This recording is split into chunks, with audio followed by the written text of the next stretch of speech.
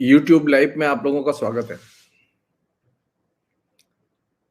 मिर्जा गालिब पर ये दूसरा एपिसोड है और जहां बात हमने कल खत्म की थी कि वर्चुअल युग में मिर्जा गालिब के पुनर्पाठ या मूल्यांकन के क्या नए सवाल हो सकते हैं, ये हमारी चर्चा के केंद्र में है। कुछ बातें मैंने कल रखी थी, कुछ बातें आज वर्चुअल युग के संदर्भ में किसी भी टेक्स्ट की या किसी भी लेखक की या किसी भी विचारधारा की क्या स्थिति हो सकती है, इसके संदर्भ में कुछ बातें मैं और शेयर करना चाहता हूं जो कि बेहद जरूरी है। वो ये कि जैसा कि सब लोग जानते हो, इस पर एक इतिहासकारों में एक मत राय भी है कि 1857 के संग्राम का किसानों के साथ में जो उन दिनों जो घट रहा था, उनका जो उत्पीड़न और शोषण बढ़ रहा था,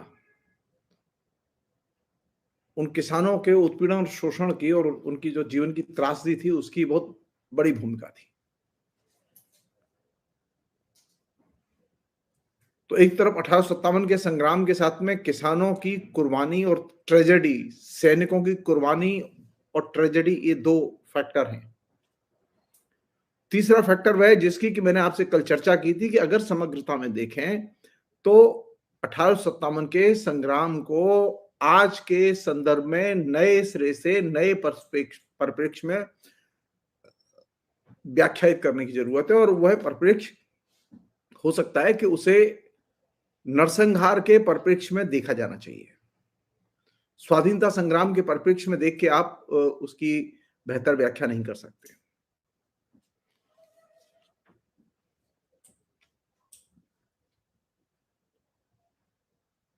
जब 1857 का संग्राम हुआ, उसकी मैंने आपसे कल एक पहलू की चर्चा की थी कि प्रिंट रेवोल्यूशन के संदर्भ में वह चीजें घटित हो रही थी और दस्तंबू लिखा जा रहा था।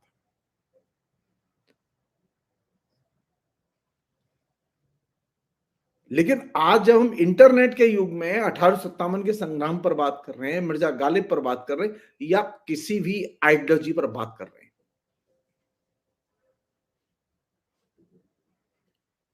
क्योंकि ये जितनी भी आइडियोलॉजी प्रचलन में है, इंक्लूडिंग मार्क्सवाद, वे सारी की सारी विचारधाराएं प्रिंट रिवॉल्यूशन के संदर्भ में विकसित हुई थी।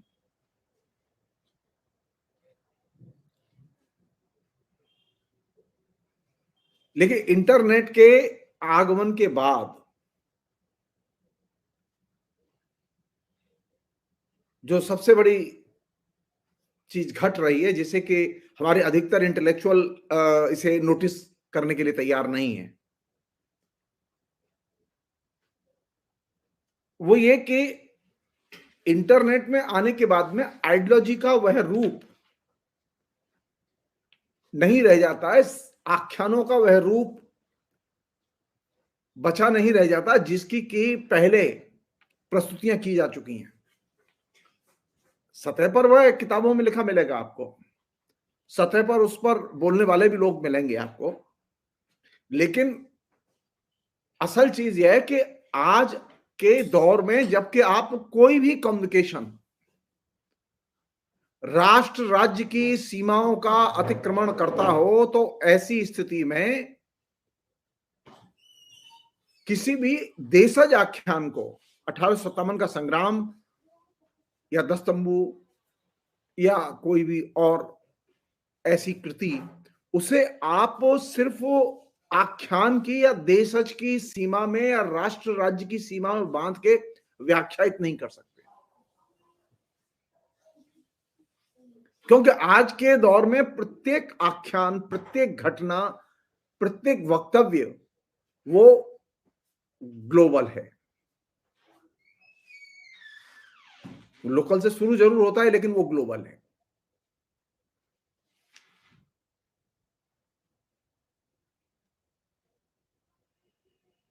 तो 1857 का संग्राम या दस्तंबू इंटरनेट के आने के पहले तक लोकल था। लेकिन आज वो लोकल नहीं है, आज वो ग्लोबल है।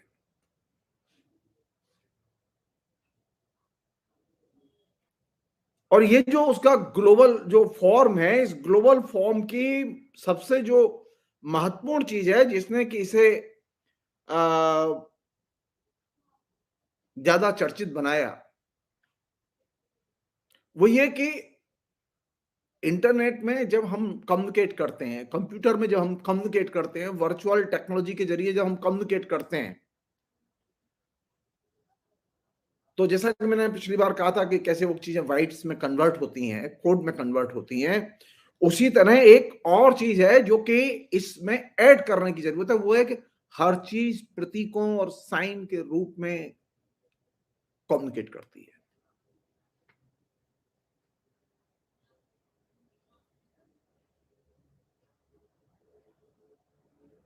और यहां जो चीज पेश की जाती है वर्चुअल टेक्नोलॉजी के जरिए, वो हर चीज आकर्षक होती है, और वो आकर्षक की वस्तु के रूप में ही उसकी प्रस्तुति होती है, ज्ञान की वस्तु के रूप में उसकी प्रस्तुति नहीं होती। या हम ये कह सकते हैं कि सामाजिक परिवर्तन या इतिहास में परिवर्तन लाने के लिए उसकी प्रस्तुति नहीं होती।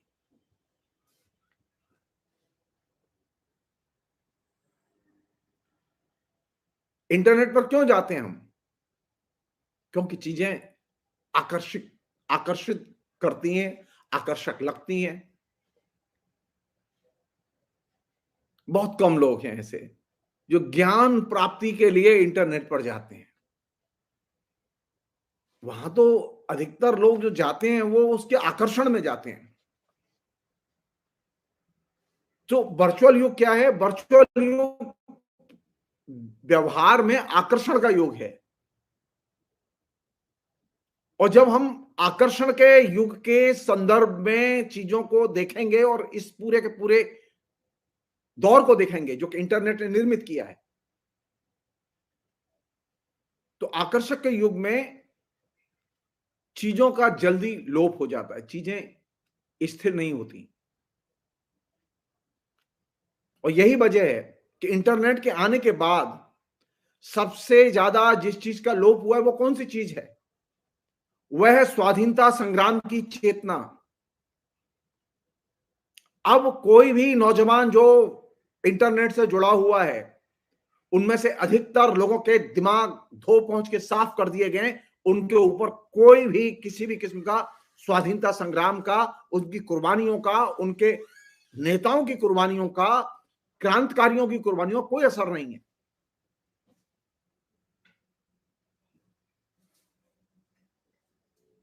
क्योंकि अब जो चीजें आ रही हैं वो चीजें बिल्कुल एकदम आकर्षक प्रस्तुति के तौर पर आ रही हैं। किसकी कितनी आकर्षक प्रस्तुति है, और ये जो आकर्षक प्रस्तुति के तौर पर चीजों का आना, ये स्वयं में ही समस्या मूलक है।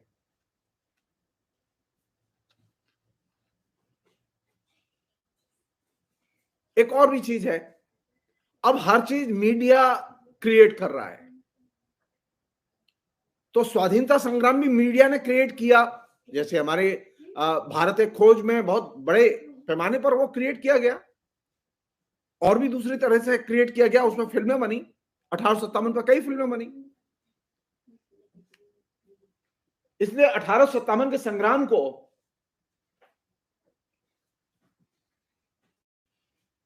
जब आप देखेंगे तो इंटरनेट युग की एक दूसरी जो बहुत महत्वपूर्ण चीज है जो इस, वो ये कि वह आपकी कम्युनिकेशन के जरिए आपको आलोचना का हिस्सा नहीं बनाता, आलोचक नहीं बनाता, आलोचनात्मक विवेक नहीं देता, बल्कि वह आलोचना से आपकी दूरी बनाता है। प्रिंट युग में जब आप पढ़ते थे, प्रिंट युग में जब आप ग्रहण करते थे, प्रिंट युग में जब आप संवाद करते थे, तो आलोचनात्मक विवेक का निर्माण करते थे। लेकिन इंटरनेट के युग में, वर्चुअल युग में, जब आप कोई चीज देखते हैं और वो आकर्षण के नाते देखते हैं, वो चाहे भारत एक खोज हो और चाहे वो और दूसरी चीजें हो, तो उसकी एक दूसरी परिणति है कि वह आलोचनात्मक दूरी बनाता है।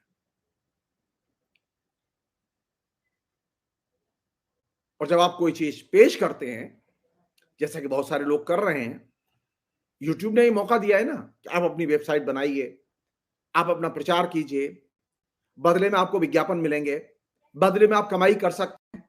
आप अपनी फिल्म बनाइए, फिल्म के जरिए विनिमय कीजिए, चाहे वो मंगल पांडे पर हो, चाहे वो गालिब पर, चाहे वो सीरियल हो, चाहे वो फिल्म हो।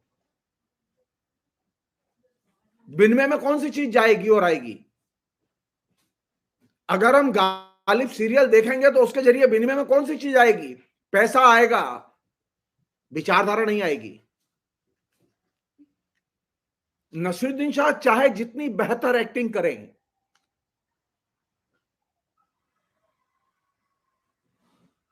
तो जब आप इलेक्ट्रॉनिक मीडिया में घुसते हैं, जब आप इंटरनेट के और वर्चुअल कम्युनिकेशन के दौर में दाखिल होते हैं, तो वहां सबसे बड़ी कैजुअलिटी जो होती है वो आइडियोलॉजी की होती है और आलोचनात्मक विवेक की होती है। और आप एक्सचेंज किसका करते हैं? आपको ये भ्रम होता है कि आप विचारधारा का विनिमय कर रहे हैं, लेकिन आप विचारधारा का, अगर विचारधारा का विनिमय हो रहा होता, मैं सिर्फ छोटा सा उदाहरण दे रहा हूं, भारत एक खोज को सिर्फ एक विज्ञापन था टाटा का, में 45 विज्ञापन थे।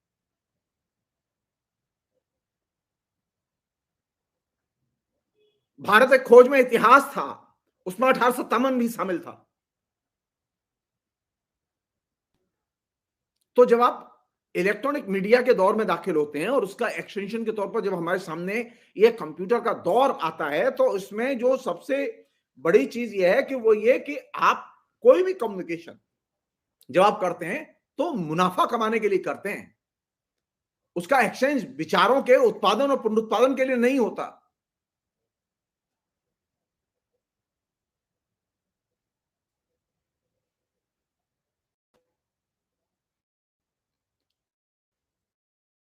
थर्ड इंपॉर्टेंट चीज वो ये कि वर्चुअल युग में जो आंदोलन है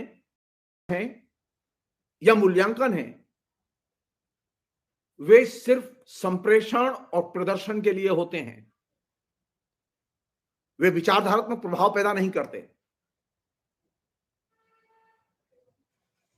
साधारण लोगों को विचारधारा के आधार पर गोलबंद नहीं करते। अगर साधारण लोगों को विचारधारा के आधार पर इंटरनेट गोलबंद करता, तो इंटरनेट का जो सबसे बड़ा कंज्यूमर है मिडिल क्लास, शहर के लोग, ये शहर के लोग सबसे ज्यादा किसान आंदोलन के पीछे गोलबंद होने चाहिए थे। लेकिन ये तो किसान आंदोलन के साथ नहीं जोड़ पाए, बल्कि किसान आंदोलन से इन्होंने एक आलोचनात्मक दूरी बनाए रखी। किसान आंदोलन की चेतना से एकदम अपने को अलग रखा, और वे आज भी हैं। किसान आंदोलन का असर उन पर हुआ जो इंटरनेट की चेतना के बाहर थे, जो पर्सनल कम्युनिकेशन के दायरे में आते थे, जो पंचायत के कम्युनिकेशन के दायरे में आते थे, जो राजनीतिक दलों के अपने निजी कैंपेन के दायरे में आते थे या किसान संगठनों के कैंपेन के दायरे में आते थे, उन पर किसान आंदोलन का गहरा असर हुआ। लेकिन जो इंटरनेट के दायरे में आते हैं, उनके ऊपर किसान आंदोलन का कोई असर नहीं हुआ। अगर असर हुआ होता तो आप देखिए, उठा के देखिए, कितने शहरों में शहरी लोगों ने, और खासतौर पर जहां इंटरनेट सबसे ज्यादा कंसंट्रेट करके देखा जाता है, कंज्यूम किया जाता है, वहां किसानों के पक्ष में कितने जुलूस निकले। तो आपको रिजल्ट बहुत खराब मिलेगा। तो कहने का मेरा मतलब यह कि वर्चुअल युग में आंदोलन या विमर्श या मूल्यांकन और प्रदर्शन के लिए होते हैं। मैं बार बार लिखता रहा हूं, फेसबुक क्या है? कम्युनिकेशन है। यहां आइडियोलॉजिकली आप किसी को कन्विंस नहीं कर सकते। आप अपनी बात रखिए और चल दीजिए। एक अन्य चीज, वो महत्वपूर्ण चीज है कि यहां विचार प्रेरक की भूमिका अदा नहीं करते,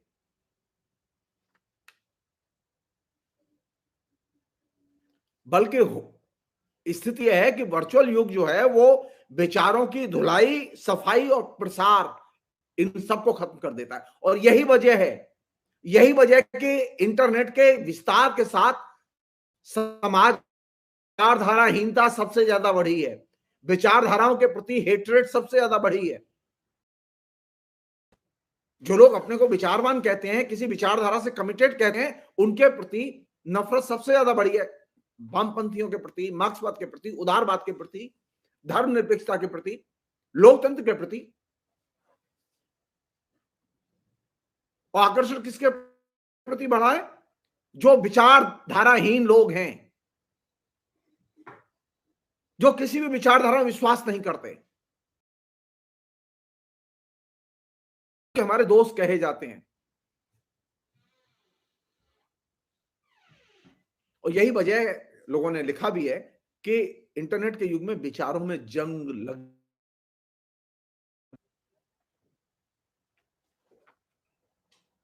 इसलिए कहा गया कि ये जो इंटरनेट का युग है, जो वर्चुअल टेक्नोलॉजी का युग है, ये विचारों की विदाई का युग है।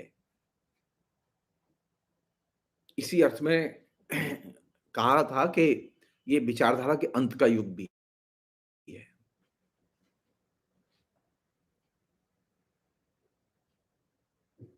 एक अन्य चीज और इंपॉर्टेंट चीज,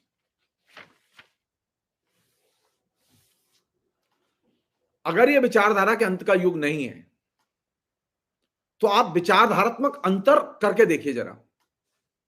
आप आइडियोलॉजिकली अंतर नहीं कर सकते, आप कांग्रेस में और बीजेपी में। आप आइडियोलॉजिकली अंतर नहीं कर सकते नीचे जो प्रैक्टिस हो रही है समाजवादी पार्टी में और बीजेपी में। आप आइडियोलॉजिकली अंतर नहीं कर सकते मार्क्सवादी कम्युनिस्ट पार्टी के बीच में और बीजेपी में। आप विचार करके देखिए, जो लोग 34 साल तक मार्क्सवादी कम्युनिस्ट पार्टी को वोट देते रहे, वे अचानक शिफ्ट होके लीडरशिप से लेके एक अच्छा खासा हिस्सा वो बिल्कुल एकदम अपोजिट आइडियोलॉजी के साथ चला जाता है।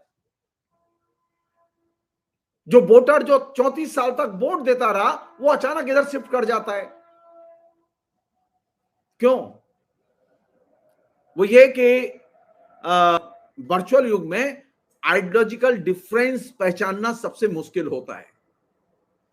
अब आप ये पहचान नहीं सकते कि ये आदमी कल तक तो सीपीएम कर रहा था, अचानक बीजेपी में कैसे, और अचानक जो है समाजवादी पार्टी में कैसे, और जो समाजवादी पार्टी के लोग समाजवाद की,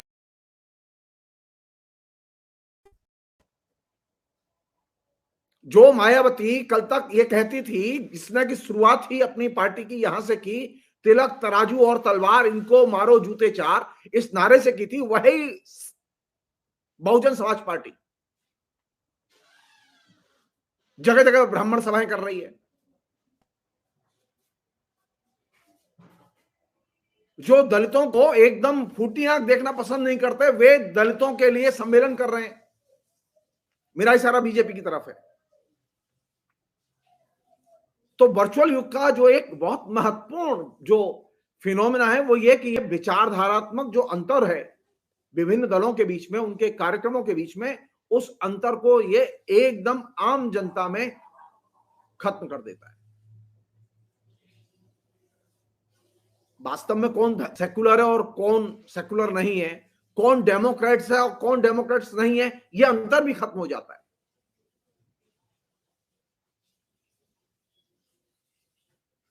एक अन्य चीज वो ये कि जिसको कि पिछली बातचीत में मैंने संकेत में रखा भी था,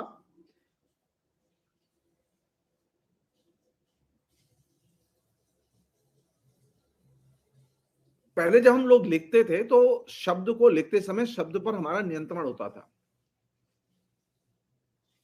शब्द की हम केयर करते थे, शब्द को अर्थ प्रदान करने की कोशिश करते थे,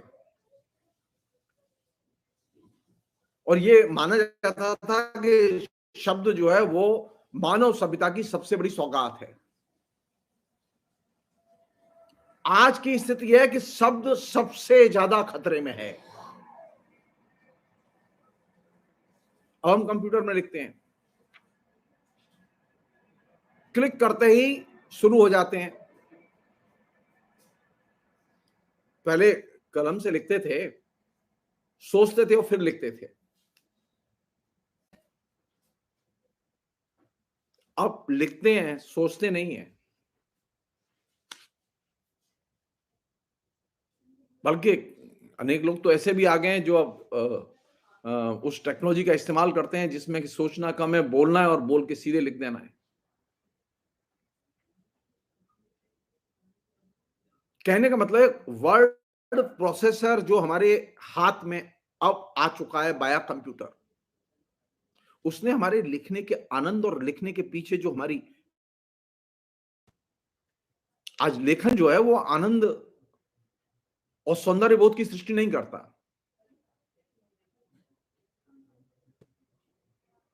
पहले लिखते समय, किसी भी शब्द को लिखते समय हम सोचते थे कि इसे लिखें कि ना लिखें, लेकिन आज स्थिति यह है कि हम बिना सोचे समझे शब्दों को लिखते हैं। हर एक शब्द का समाधान कंप्यूटर के अंदर है। आपने गलत लिखा है तो कंप्यूटर आपने आपको इस पे सोचने की जरूरत नहीं पड़ती।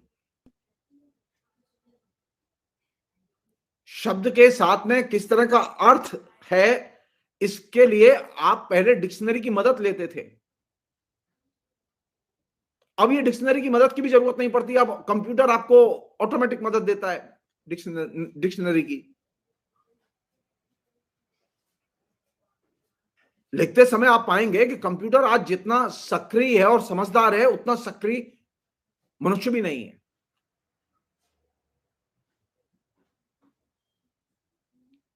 यही वजह कि कंप्यूटर के लिखे हुए शब्द में एक परफेक्शन नजर आता है। और ये परफेक्शन क्यों नजर आता है? क्योंकि शब्द को अर्थ से पूरी तरह मुक्त कर दिया गया है।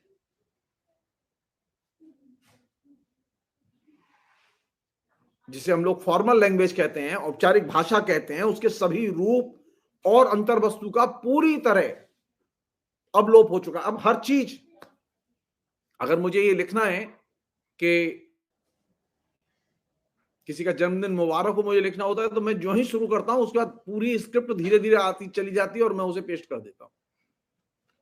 सोचने की जरूरत नहीं पड़ती। तो कहने का मतलब यह कि ये जो परफेक्शन है लैंग्वेज का, इसने अर्थ से शब्द को एकदम अलग कर, ये वर्चुअल युग की सबसे घटना है। अपने अर्थ से एकदम विच्छिन्न होती है। ये हमारी औपचारिक भाषा नहीं है।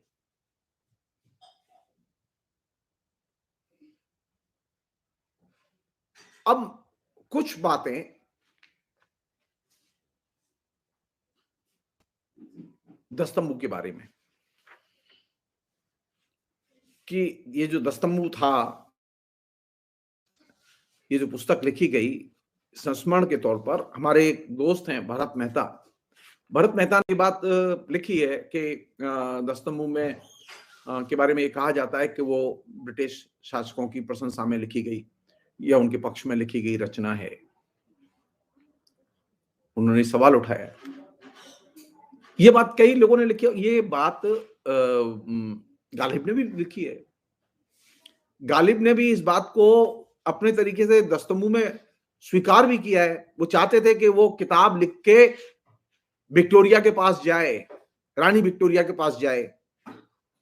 दुर्भाग्य की बात है कि रानी विक्टोरिया के पास दस्तंबू भेजी भी गई, लेकिन रानी विक्टोरिया ने दस्तंबू को रिसीव नहीं। बेसिक चीज कहना चाहता हूं, दस्तंबू में लिखी हुई चीजों को या उसकी भाषा को अभिधा में नहीं पढ़ा जाना चाहिए, बल्कि उसे व्यंग की शैली में पढ़ा जाना चाहिए। गालिब ने व्यंग की शैली में उस रचना में बहुत बड़े प्रयोग किए हैं। हम में से अधिकतर लोग गालिब के व्यंग की शैली के अभ्यस्त नहीं है, इसलिए उनके उस प्रोज को वो पढ़ नहीं पाते, समझ नहीं पाते।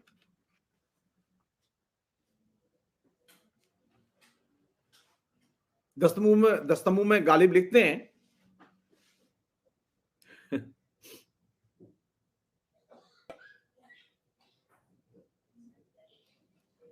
मेरी करुण कहानी तुम्हारे नजदीक एक किस्सा है और बस। पर इसको सुनकर सितारों की आंखों में लहू के आंसू जारी हो जाएंगे। ये जो पंक्ति है, ये पंक्ति अपने आप में मारक है। ठीक इससे मिलती जुलती पंक्ति उस जमाने में कार्ल मार्क्स भारत के विद्रोह पर न्यूयॉर्क डेली ट्रिब्यून में लिख रहे थे। उन्होंने लिखा,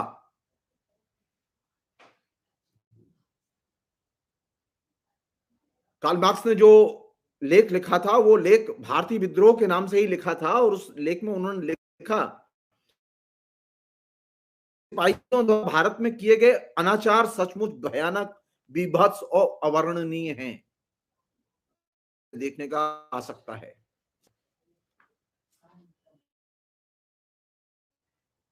भारतीय विद्रोह का आरंभ अंग्रेजों द्वारा पीड़ित, अपमानित तथा नंगी बना दी गई रैयत ने नहीं किया, बल्कि उनके द्वारा खिलाए पिलाए, वस्त्र पहनाए, दुलराए, मोटे किए और बिगाड़े गए सिपाहियों ने ही किया है।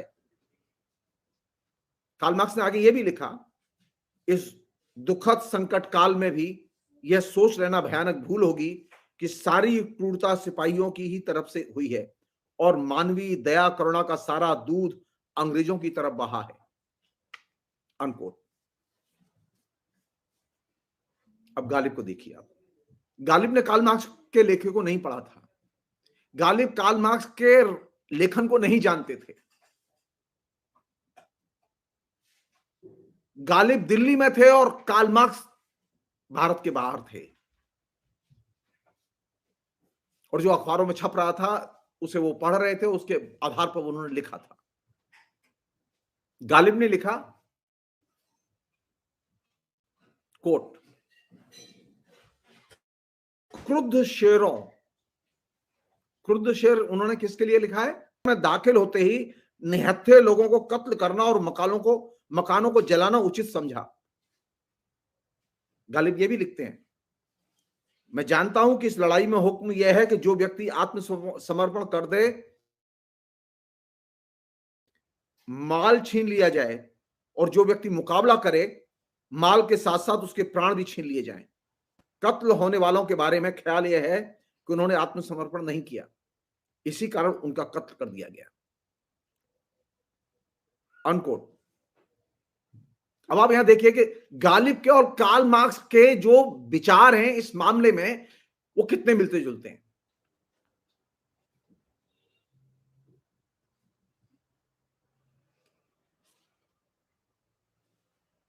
दस्तंबु को पढ़ते समय यह चीज बेहद जरूरी है। जो लोग कहते हैं कि गालिब ने वो उनके पक्ष में लिखा था, नहीं, ऐसा नहीं है, ऐसा नहीं है। एजाज अहमद ने भी ये बात लिखी, और भी लोगों ने लिखी, खुद गालिब भी ये बात अपने तरीके से उसमें मेंशन की है, लेकिन ये बात नहीं है। इसका कारण मैं एक आपको बता रहा हूं कि एक बहुत ही एक इंटरेस्टिंग चीज, गालिब के पत्र 2 वॉल्यूम में अवेलेबल हैं। उनमें गालिब ने मीर मेहदी हुसैन मजरू के नाम लिखा है,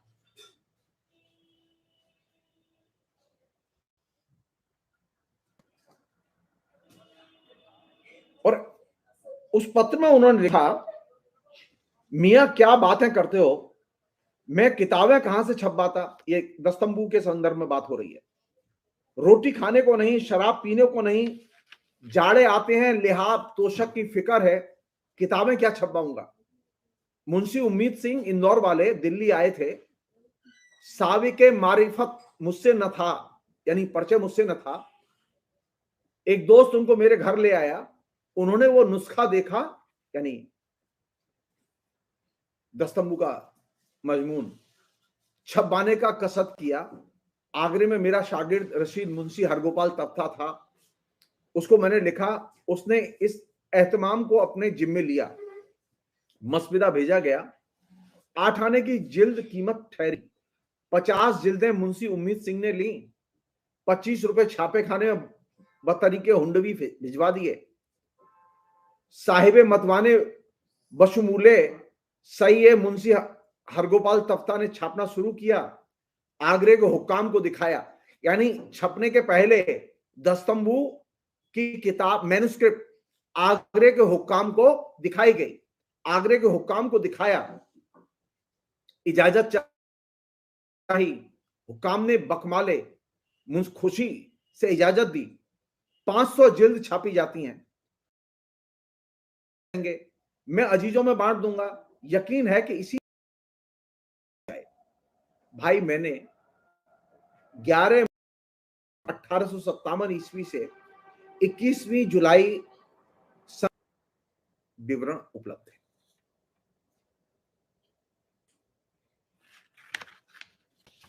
एक अन्य पत्र में वो कहते हैं, और बहुत महत्वपूर्ण पत्र है, गालिब ने ये क्यों लिखा, ये दस्तंबू उन्होंने लिखा, ये नवाब अनवरुद्दौला सहाउद्दीन खां बहादुर शफक को लिखे पत्र में उन्होंने लिखा, कोट दस्तंबू में, उसमें सिर्फ अपनी सरगुजिश्त और अपने मशाहिदे के बयान से काम रखा है, अंग्रेजों के प्रशंसा और हिमायत में वो नहीं लिखा गया।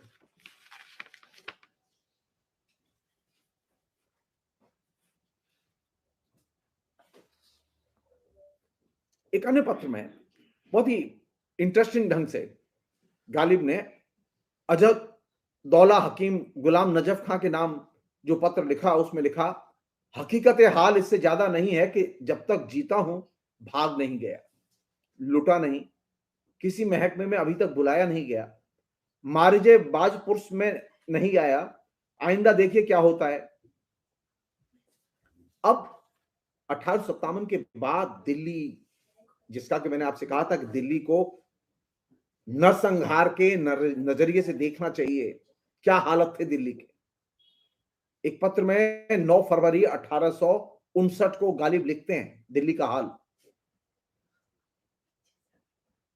अजहदौला हकीम गुलाम नजफ खां के नाम ही वो पत्र है। वो लिखते हैं, कोट, मेरठ से आकर देखा कि यहां बड़ी शिद्द है और यह हालात है कि गोरों की पासवानी या पहरेदारी पर किनायत या संतोष नहीं है। लाहौरी दरवाजे का थानेदार मूड़ा बिछाकर सड़क पर बैठा है, जो बाहर से गोरे की आंख बचाकर आता है उसको पकड़कर हवालात में भेज देता है। हाकिम के यहां से 5-5 बद लगते हैं या 2 रुपया जुर्माना लिया जाता है, 8 दिन कैद में रहता है। इसके अलावा सब थानों पर हुक्म है कि दरियाफ्त करो कौन से बेटिकट स्कीम है और कौन टिकट रखता है। थानों में नक्शे मुरत्तिब होने लगे। यहां का जमादार मेरे पास भी आया। मैंने कहा, भाई तू मुझे नक्शे में न रख, मेरी कैफियत इबारत लिख। इबारत यह कि असदुल्ला खां पेंशनदार सन 1850 ईस्वी से हकीम पटियाले वाले भाई की हवेली में रहता है, न कालों के वक्त में कहीं गया, न गोरों के जमाने में निकला न निकाला गया। कर्नल ब्राउन साहब बहादुर के जवानी हुक्म पर इसकी इकामत का मदार है। अब तक किसी हाकिम ने वो हुक्म नहीं बदला। अब हाजिम वक्त को इख्तियार है। परसों ये इबारत जमादार के मोहल्ले के नक्शे के साथ कोतवाली भेज दी है। कल से ही हुक्म निकला, ये लोग शहर के बाहर मकान दुकान क्यों बनाते हैं? जो मकान बन चुके हैं उन्हें ढहा दो और आइंदा को मुमानियत का हुक्म सुना दो। और यह भी मशहूर है कि 5000 टिकट छापे गए हैं। जो मुसलमान शहर में इकामत चाहे, बगदूर मकदूर यथाशक्ति नजराना दे, उसका अंदाजा करार देना हाकिम की राय पर है। रुपया दे, टिकट ले, घर बर्बाद हो जाए, आप शहर में आबाद हो जाएं। आज तक शहर में ये सूरत है। देखिए शहर में बसने की कौन मुहूर्त है। जो रहते हैं वो भी इखराज या निर्वासित की तरह इखराज किए जाते हैं। यों जो बाहर पड़े हुए हैं वो शहर में आते हैं। अल मुल्के लिल्लाह न अल हुक्मे लिल्लाह। पत्र खत्म होता है।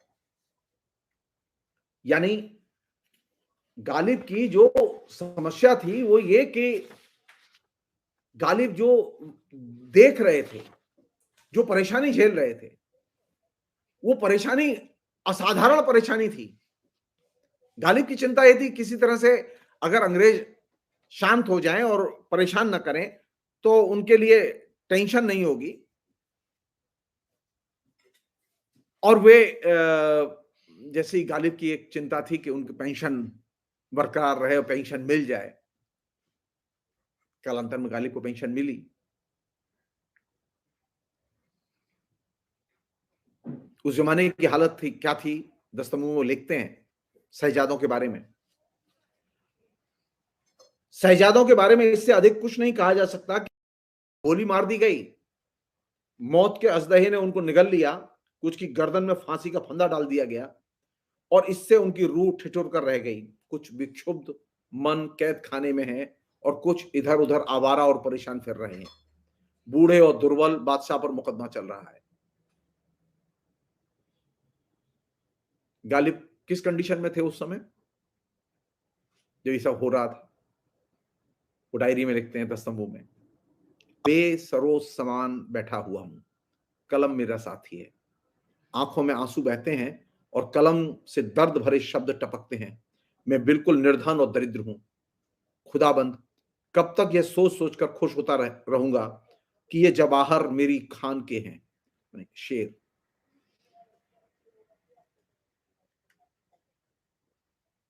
गालिब ने जिस तरह से अंग्रेजों के जुल्मो सितम का या सैनिकों के जुल्मो सितम का वर्णन किया है, ठीक उसी तरह से मिलता जुलता वर्णन कार्ल मार्क्स के लेखन में भी मिलता है। कार्ल मार्क्स लिखते हैं, कोट, इलाहाबाद से सिविल सर्विस का एक अफसर लिखता है, हमारे हाथ में जिंदगी और मौत की ताकत है और हम तुम्हें यकीन दिलाते हैं कि उसका इस्तेमाल करने में कोताही नहीं करते। वहीं से कोई दिन नहीं जाता जब हम उनसे न लड़ते, 10-15 लोगों को लटका न देते हों। एक अन्य अफसर ने प्रसन्न होकर लिखा, होम्स एक बढ़िया आदमी की तरह उनमें से 20-20 को एक साथ फांसी पर लटका रहा है। एक एक आदमी अंग्रेज अफसर रोज 20-20 लोगों को फांसी पर लटका रहा था और तकरीबन 27,000 से अधिक लोग जिंदा फांसी पर दिल्ली में लटकाए गए थे।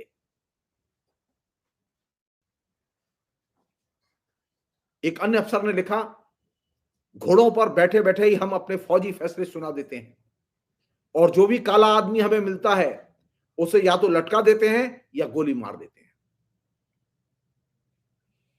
अनकोट।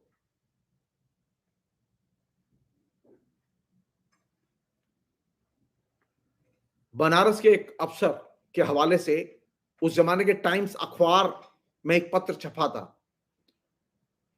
उस पत्र में अफसर लिखता है, कोट, हिंदुस्तानियों से सामना होने पर यूरोपियन सैनिक शैतान की तरह पेश आते हैं।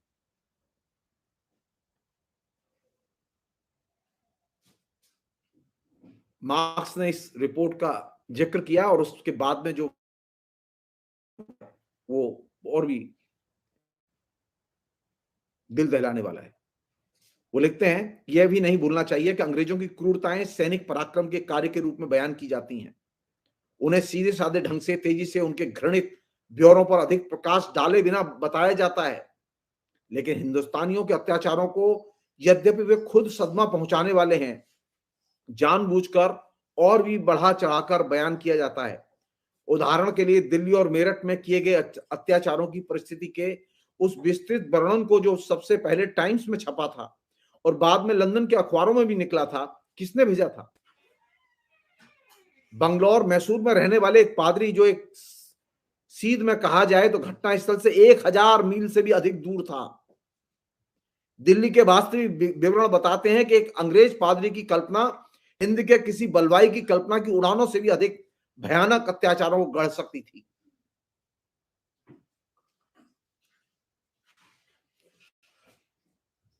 अनकोट। इस पूरे प्रसंग में जब ये बलवा चल रहा था या जुल्म अंग्रेज सैनिकों का चल रहा था, गालिब की स्थिति ये थी, गालिब लिख रहे हैं दस्तंबू में, बिस्तर और कपड़े बेचकर जिस्म और जान को एक साथ रख रहा हूं। गोया दूसरे लोग रोटी खाते हैं, मैं कपड़े खाता हूं। डरता हूं कि जब सारे कपड़े खा चुकूंगा तो नंगा भूखा मर जाऊंगा। यह भी लिखा, निश्चित रूप से इस संघर्ष का अंत या तो मौत है या भीख मांगना। एक अन्य चीज और आखिरी चीज,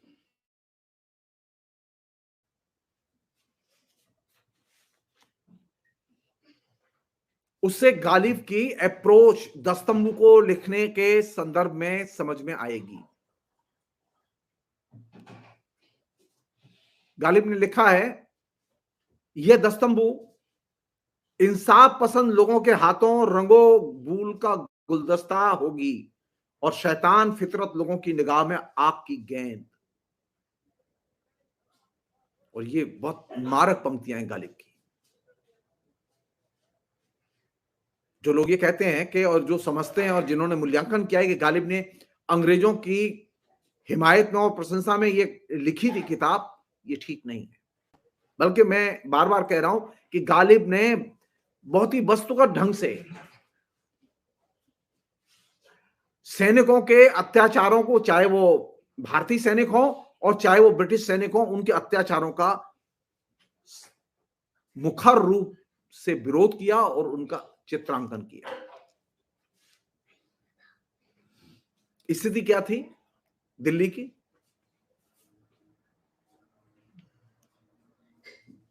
वो जब उन्होंने इंग्लैंड भेजा था, मसविदा पूरा छपने के बाद में दस्तंबू जब भेजा विक्टोरिया के पास, तो वो दस्तंबू वापस लौट आया। इस पर गालिब ने दस्तंबू में लिखा, मैंने भी सोचा गड़बड़ के इन हालात में स्नेह, प्रेम और प्रसन्नता की क्या गुंजाइश। मैं तो पेट का बंदा हूं, मुझको तो रोटी चाहिए।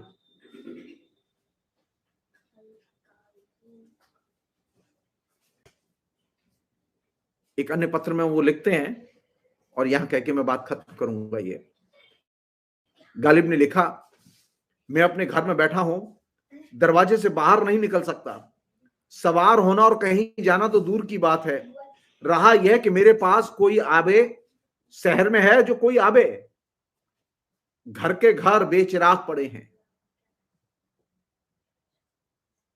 तुम हरगिज यहां आने का इरादा न करना।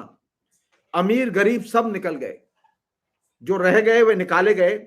जागीरदार, पेंशनदार वगैरह कोई भी नहीं है। मुफस्सिल हाल लिखते हुए डरता हूं।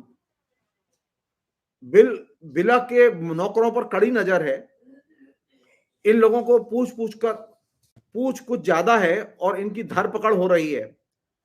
फौजी इंतजाम 11 मई से आज यानी 5 दिसंबर तक बराबर जारी है।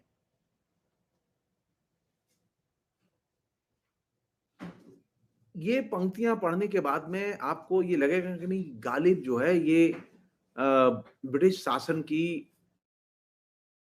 पर्पज उनका नहीं था, बल्कि उनका पर्पज ये था कि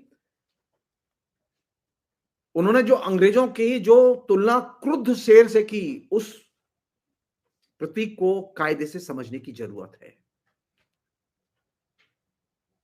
उन्होंने नरभक्षक के तौर पर, क्रुद्ध शेर माने नरभक्षक के तौर पर अंग्रेजों की परिकल्पना पेश की। इसीलिए मैंने कहा कि 1857 के संग्राम को नरसंहार के परिप्रेक्ष्य में विश्लेषित किया जाना चाहिए। फिलहाल इतना ही। बहुत बहुत शुक्रिया। Thank you.